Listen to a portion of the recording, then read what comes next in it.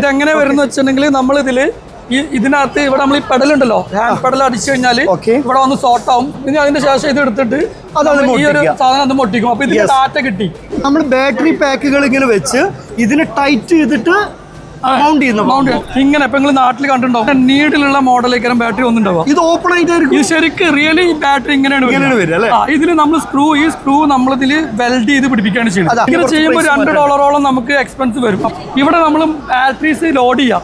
നമ്മളെ മില്ലിലൊക്കെ പൊടിക്കാൻ വേണ്ടി അരി കൊണ്ടിട്ടുള്ള മാതിരി ഇവിടെ ലോഡ് ചെയ്ത് കഴിഞ്ഞാൽ ഇത് ചെക്ക് ചെയ്തിട്ട് ഇവിടെ വന്ന് ഓരോ റോലും വന്ന് ചാടും. അപ്പൊ ഈ രീതിയിലുള്ള ചെക്കിങ്ങും കാര്യങ്ങളൊക്കെ ഉണ്ടെങ്കിലുള്ളൂ ശരിക്കും ലിഥിയം ബാറ്ററി അസംബ്ലിങ്ങും കാര്യങ്ങളൊക്കെ പ്രോപ്പർ കിട്ടും. അല്ലെങ്കിൽ എന്തായാലും നമ്മൾ വിചാരിച്ച 5 വർഷം വാറണ്ടി ഒന്നിന് കൊടുക്കാൻ പറ്റില്ല. ഡബിൾ സൈഡ് ഷോർട്ടിങ് അല്ലേ? ഇതിൽ മൾട്ടിപ്പിൾ ഷോർട്ട് ചെയ്യുന്ന സാധനങ്ങളൊക്കെ വരുന്നില്ലേ? മൾട്ടിപ്പിൾ സോർട്ടിംഗ് ഉണ്ട്, ഓട്ടോമാറ്റിക് സോർട്ടിംഗ് ഉണ്ട്. അത് ഓട്ടോമാറ്റിക് ആണ്, ഇത് മാനുവൽ ആണ്. ഇത് നേരത്തെ കണ്ടതിന്റെ മാനുവൽ ട്യൂബാണിത്.